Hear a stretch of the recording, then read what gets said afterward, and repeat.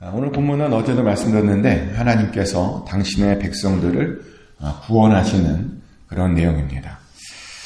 그래서 이사야는 그렇게 당신의 백성을 구원하시는 그 하나님을 보니까 나의 하나님이라고 부르며 그렇게 찬송합니다. 그러며 자신은 하나님을 높이겠답니다. 그러며 자신은 주의 이름을 찬송하겠답니다. 그래서 그 이유가 뭐냐 봤더니 하나님께서 그 옛적에 정하신 그 뜻들을 성실함과 진실함으로 다 실행해 주었기 때문이라고 말합니다. 예전에 하셨던 그 약속들을요, 성실하심과 진실함으로 다 잘 지켜주셨다는 거죠. 근데 그러다 보니까 여기에서 궁금한 것이 하나 있는데요. 도대체 여기에서 하나님께서 지키셨다는 그 약속, 그 옛적에 하신 그 약속이 무슨 약속이냐는 것이죠. 우리는 그것을 2절 이유를 참고해서 보면 알 수 있는데 2절 이유를 보면 이사야가 말하길 하나님께서 그 약속하신 대로 견고한 성읍들을 황폐하게 주었다라고 말합니다. 그 약속대로 외인의 궁성은 성읍이 되지 못하게 하셨다라고 말합니다. 그래서 강한 민족들마저 주님을 영화롭게 하고 있고요. 포악한 나라들의 성읍들이 주님을 경외하고 있다라고 말합니다. 하나님께서 이런 약속들을 지켜주셨다는 겁니다. 자, 그러면 이런 약속, 이 약속은 그럼 그 앞에서 어디에 있었던 약속일까요? 하나님께서 지켜주셨다는 그 약속. 근데 당황스럽게도요, 사실 이런 약속들이 그 앞에 정확하게 직접적으로 나오지는 않습니다. 그래서 고민이 많았습니다. 근데요, 찾아보니까 이런 결과들을 만들어낼 수 있는 약속이 하나 있기는 있습니다. 어떤 약속이냐면 바로 아브라함이 받은 모든 나라를 하나님께서 구원시키겠다라고 하는 그 약속이 바로 그 약속입니다. 실제로 창세기에 보면 하나님께서는요, 아브라함과 이런 약속을 하셨죠. 창세기 12장 3절 말씀입니다. 너를 축복하는 자에게는 내가 복을 내리고 너를 저주하는 자에게는 내가 저주하리니 땅의 모든 족속이 너로 말미암아 복을 얻을 것이라 하신지라. 아멘. 하나님께서 아브라함에게요, 그 복을 주시겠다라고 약속하시는데 그 복을 주신 데에는 이유가 있대요. 어떤 이유냐면 땅의 모든 족속이 아브라함으로 말미암아 복을 얻게 하게 하심이랍니다. 그렇게 모든 민족들마저도 구원시키겠다라고 하나님께서 아브라함에게 복을 주시며 그렇게 약속해 주셨다는 겁니다. 그래서요, 그런 모든 민족을 구원시키기 위해서 그 교만해진 견고한 성읍들을 하나님께서 황폐하게 하신다는 말이고요. 그 모든 민족들을 구원하기 위해서 하나님의 백성이 아닌 자들의 그 성읍들은 성읍이 되지 못하게 하실 것이고요. 그래서 그 강한 민족들마저 주님을 영화롭게 하게 하실 것이랍니다.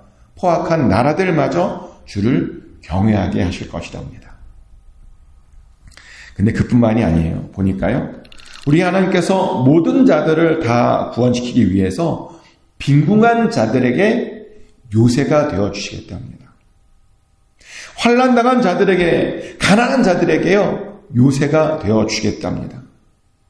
폭풍 중에는 피난처가 되어주시고 폭양이라고 하죠. 아주 뜨거운 태양 아래서는 피하는 그늘이 되어주시겠답니다. 그렇게 사람들의 그 인생 가운데 있는 소란들이요, 그 소란들을 하나님께서 그치게 해주실 것이다. 구원시키기 위해서 그 소란들을 그치게 해주실 거다라고 약속해 주셨습니다. 왜요? 모든 사람들을 구원시키려고요.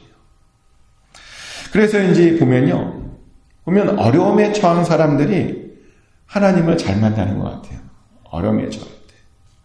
저도 돌이켜보면 언제 하나님을 만나냐면 인생에서 가장 어려울 때, 가장 어려운 그 고난의 골짜기를 지나갈 때, 그럴 때 하나님을 만났습니다. 그러면 만났더니 제 인생의 그 소란이 잠잠게 되더라고요. 근데 저뿐입니까? 많은 분들이 바로 그때 하나님을 만났습니다. 이야기를 들어보면 가장 어려울 때 하나님께서 자신을 찾아오셨답니다. 그러며 자신에게 평안을 주었답니다. 그러며 자신에게 안식을 주었답니다. 그렇게 자신의 인생의 소란도 잠잠하게 되었다라고 말합니다. 그런데요, 오늘 본문을 보면 우리 하나님께서는 그냥 단순히 소란만 잠잠하게 해주시는 것이 아니라고 말합니다. 우리를 위해서요, 아주 놀라운 식탁을 준비해 주신답니다. 오늘 본문을 보니까 기름진 것을 준비해 놓고 계시고요. 또 오래 저장했던 포도주로 우리를 위해서 연회를 베풀기로 준비해 주시고 계신답니다. 즉 최고의 식사도, 우리의 삶에 꼭 필요한 최고의 식사도요, 우리를 위해서 그렇게 준비해 주신다는 겁니다. 근데 이 말은 정말 맞는 말 같아요. 하나님 안에 있잖아요. 그러면 잘 먹게 됩니다. 잘 먹게 돼요. 실제로 제가 교회에 이제 처음 나와서 교회의 모습을 기억하고 있는 그 대부분의 모습이 뭐냐면 항상 맛있는 것이 가득한 교회였습니다. 주일에는 항상 교회에서 밥을 주시더라고요. 제가 어렸을 때 다녔던 교회는 꽤 큰 교회였어요. 한 4,000명 정도 모이는 큰 교회인데도 불구하고 요즘은 큰 교회에서는 그렇게 공짜로 밥을 안 준다는데 그 당시만 해도 공짜로 줬습니다. 근데 주일이 문제가 아니고요. 그 교회는 토요일마다 결혼식이 있었어요. 근데 그렇게 결혼식이 있잖아요. 그러면 교회 식당에서 항상 뷔페가 차려져 있었습니다. 그리고 그 교회에서 있는 뷔페는요, 모든 교인들에게 항상 열려져 있었습니다. 그래서 언제나 제일 기다려지는 날이 토요일이었습니다. 뷔페를 먹을 수 있는 거잖아요. 공짜로. 또 교회 학교 선생님들이 또 얼마나 또 맛있는 걸 많이 사줍니까? 교회 앞에 파파이스 치킨이 있었는데 파파이스 치킨을 정말 한 달에 한 번씩 꼬박꼬박 갔고요. 또 교회 앞에 있는 짜장면 집에 항상 한 달에 한 번씩 가서 선생님들이 그렇게 사줬던 기억이 납니다. 그래서 저도 이제 그 기억에 제가 청년이 돼서 교회 학교 선생님이 되었을 때 제가 데리고 있는 아이들을 그렇게 또 사줬던 기억이 납니다. 항상 음식으로 넉넉했습니다. 항상 맛있는 것이 넘치는 곳이 바로 교회였습니다. 근데 당연히 그럴 수밖에 없죠. 왜냐하면 바로 그것이 하나님께서 우리에게 주시는 선물이거든요. 좋은 것으로 먹이시는 것, 기름진 것으로 먹으시는 것, 최고의 것으로 먹이시는 것, 그것이 바로 하나님의 방법이었다는 겁니다.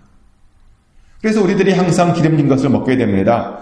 우리들이 항상요, 오늘 본문의 표현에 따르면 맛있는 오래 저장된 맑은 포도주를 우리가 마시게 됩니다. 그런데 하나님께서 그렇게 우리를 하여금 잘 먹게 해서 뭘 하려고 하시는지 아십니까? 잘 먹이시는 이유가 있을 거잖아요. 잡아먹으려고 하는 거 아니고, 그죠? 잘 먹이셔서 뭘 하려고 하시냐면 우리로 하여금 사망을 이기는 하나님의 백성이 되게 하시겠다라는 것이죠. 이사야 25장 8절 말씀입니다. 사망을 영원히 멸하실 것이라. 주 여호와께서 모든 얼굴에서 눈물을 씻기시며 자기 백성의 수치를 온 천하에서 제하시리라. 여호와께서 이같이 말씀하셨느니라. 아멘. 하나님께서 우리를 불러주시고 우리를 고난 가운데서 불러주시고 우리를 먹이시는 이유가 뭐냐 봤더니 우리로 하여금 그 사망에서 영원히 멸하는 것에서 우리를 건져내기 위함이랍니다. 아담과 하와로 인해서 우리에게 주어졌던 그 형벌, 그 사망을 우리들 안에서 완전히 제거하겠답니다. 그것이 바로 하나님께서 우리들을 향한 궁극적인 목적이랍니다. 그리고 사실 돌이켜보면 그 목적을 위해서 예수 그리스도께서 우리 가운데 오신 것이죠. 물론 예수 그리스도께서 오신 목적들이 굉장히 많습니다. 성경에 보니까요, 예수님께서 왜 오셨느냐? 양으로 풍성히 얻게 하기 위해서. 우리가 풍성한 삶을 살게 하기 위해서 오셨다고 말합니다. 근데 그뿐만이 아니고요, 귀신 들린 자들에게 자유를 주기 위해서 오셨답니다. 모든 질병들을 고쳐주시기 오셨답니다. 또 가난한 자들에게는 부유함을 주시기 오셨고요, 굶주린 자들에게는 음식을 주시기 오셨습니다. 그리고 우리의 죄를 십자가의 보혈로 깨끗하게 씻어 주시기 위해서 오셨습니다. 그런데 결정적으로는요, 하나님의 백성들인 우리들에게 영생을 주시기 위해서 오셨습니다. 우리에게 그 영생을 주시려고 그렇게 십자가 위에서 죽으시고 다시 사셨던 겁니다. 그렇게 그 사망을 정복하셨던 겁니다. 그래서 우리가요 더 이상 그 사망이 주는 그 문제들로 인해서 우리가 괴롭힘을 당하지 않게 됩니다. 사실 이 사망으로 인해서요 우리의 삶 가운데 굉장히 많은 문제들이 생겼었습니다. 사망 때문에 우리가 사랑하는 사람들과 이별하게 되었죠. 사실 누군가 죽으면요 어떤 분은 안 슬프다 그러는데 저는 늘 슬픈 것 같아요. 가까운 사람이 돌아가시는 걸 보면 눈물이 나오더라고요. 그래서 제가 장례 예배를 드릴 때마다 참 어려움을 겪어요. 이렇게 설교를 하면 눈물이 많이 나오는지. 설교를 하다 보면 눈물이 나와요. 그분이 아무리 하나님 품에 안 계신다고 알고 있더라도 그래도 모르겠어요. 저는 늘 슬프고 눈물이 많이 나옵니다. 그런데 하나님께서 그 사망을 멸해 주시면 더 이상 그런 슬픔 같은 것 느끼지 않아도 된다라고 말합니다. 또 사망은 그동안 우리에게 어떤 일도 했냐면요. 우리에게 수치를 주고 있었습니다. 왜냐하면 사망이 왜 온 거죠? 우리의 범죄 때문에 온 겁니다. 그래서 사망은요, 사실 우리의 범죄에 대한 어떤 트라우마 같은 것입니다. 우리의 잘못을 자꾸 우리로 하여금 생각나게 하는 것이 사망입니다. 그런데 하나님께서 그런 사망을 멸해 주심으로 말미암아 그 트라우마도 잘 극복하게 해주신다고 말합니다. 그러다 보니 우리들은요, 그날이 오기만을 속히 기다리게 됩니다. 오셔서 우리를 그 사망에서 구원해 주시기를 간절히 기다리게 됩니다. 그러다 보니 기다리며 기쁩니다. 기다림이 얼마나 즐거운지 모릅니다. 그리고 그렇게 기쁘고 즐거움으로 그날을 기다리는 것, 그것이 바로 하나님의 백성의 마땅한 삶이죠. 하지만 어떤 분들을 보면 당황스럽게도요, 주님께서 오셔서 뭔가 해주시는 것을 그렇게 썩 기다리지도 않고 즐거워하지도 않는 모습들을 봅니다. 어떤 분들은 진짜 그래요. 제가 그런 말 봤는데, 주님이 조금만 좀 늦게 왔으면 좋겠대요. 그게 왜냐 그랬더니, 요즘 인생이 너무너무 재밌대요. 왜 이렇게 재밌고 즐거운 일이 많냐입니다. 주님께서 오시는 것이 기쁜 일이 아니라 지금 즐기고 있는 이 일이 너무 재밌다고 그런 분이 있으시더라고요. 근데 그러시면 안 돼요. 인생을 너무 행복하게 즐겁게 이 땅에서 다 즐기시면 안 됩니다. 이 땅에서 다 즐기잖아요. 그럼 주님을 기다리지 못합니다. 그리고 하나님과 멀어지게 됩니다. 이 세상을 아주 즐기면 즐길수록 거꾸로 오히려 반대로요. 하나님과 그만큼 더 멀어지게 되는 것이 우리의 믿음이고 우리의 신앙생활입니다. 실제로 우리 주변에 그런 이유로 하나님과 멀어진 사람들이 얼마나 많습니까? 어떤 분 이야기를 보니까 자기는 운동이 너무너무 재밌대요. 왜 이렇게 잘 맞는지 모르겠다고. 그러더니 주일까지 가서도 운동하느라 교회를 못 나오시더라고요. 자기는 돈 버는 것이 너무너무 좋답니다. 금고에 막 쌓여지는 돈을 보면 너무너무 행복하대요. 그러더니 돈을 더 많이 벌어야 돼서 교회에 못 나오겠다는 분들이 있어요. 남의 이야기 아니죠. 자신은 여행 다니는 것이 너무 좋대요. 돌아다니느라 교회 못 나오겠대요. 그런 분도 있어요. 자신은 사람들 만나는 게 너무너무 좋답니다. 사람 만나는 거에 푹 빠져서 정작 만나야 될 예수님은 안 만나시더라고요. 이런 분들이 우리 주변에 정말 의외로 많습니다. 천국보다, 하나님 나라보다 이 세상을 더 좋아하더라는 겁니다. 근데 그렇게 이 세상을 좋아하는 사람들에게 보니까요, 특징들이 있어요. 어떤 특징이냐면 점점 교만해진다는 특징이 있습니다. 참 이상해요. 세상을 좋아하더니 이상하게 점점 교만해져 가요. 근데 우리 하나님은 교만한 사람들을 정말 싫어하십니다. 그래서 그렇게 당신의 백성들에게는 좋은 것을 주시지만 교만한 자들은요, 반드시 심판하십니다. 이사야 25장 10절부터 11절까지 말씀이죠.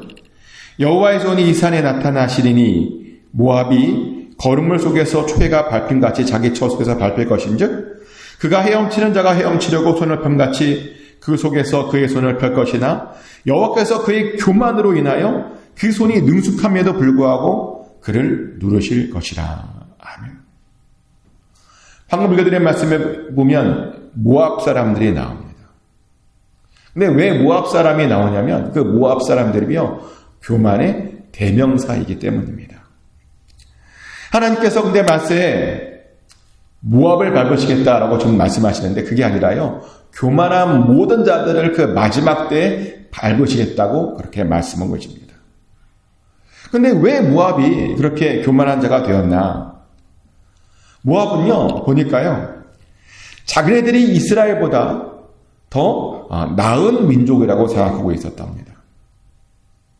자기네들이 이스라엘보다 더 잘 돼야 된다라고 그렇게 생각했답니다.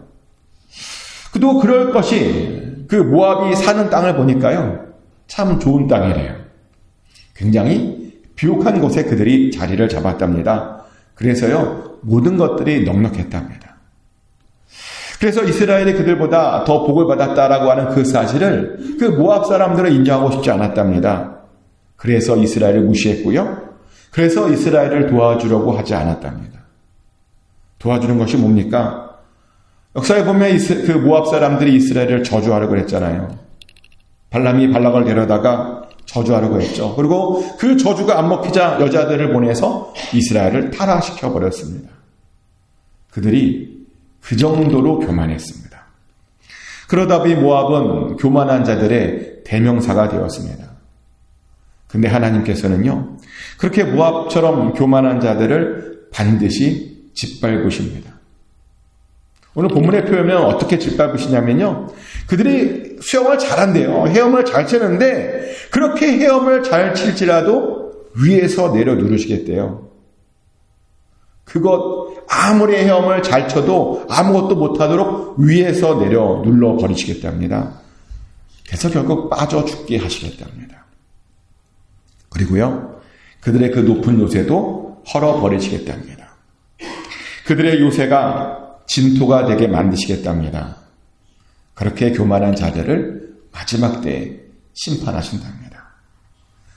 그래서 우리는 어떤 일이 있어도 절대로 교만해서는 안 됩니다. 겸손해야 됩니다. 그리고 겸손함으로 하나님의 백성이 되어야 됩니다. 그래서 하나님께서 공급해 주시는 그 보호하심과 피난처에 우리가 언제나 거해야 됩니다. 그럼 우리는 어떻게 하나님의 백성이 될 수 있을까요? 사실 그것은 이미 이사야가 25장을 시작하면서 1절에서 우리들에게 이미 말해주고 있습니다. 이사야 25장 1절에서 이사야는 하나님을요, 나의 하나님이라고 고백합니다. 그러면 자신은 하나님만 높이는 삶을 살겠다고 말합니다. 근데 바로 이것이요, 사실은 하나님의 백성이 되는 그런 방법입니다.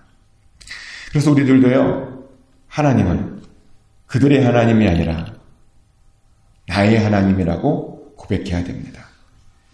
개인적으로 하나님과 잘 알고 있어야 된다는 겁니다. 나의 주인으로, 내 인생의 진정한 주인으로 인정해 드려야 되는 겁니다. 그리고 매일매일 하나님을 높여 드려야 되는 겁니다. 그게 하나님의 백성의 삶입니다. 그래서 질문 드립니다.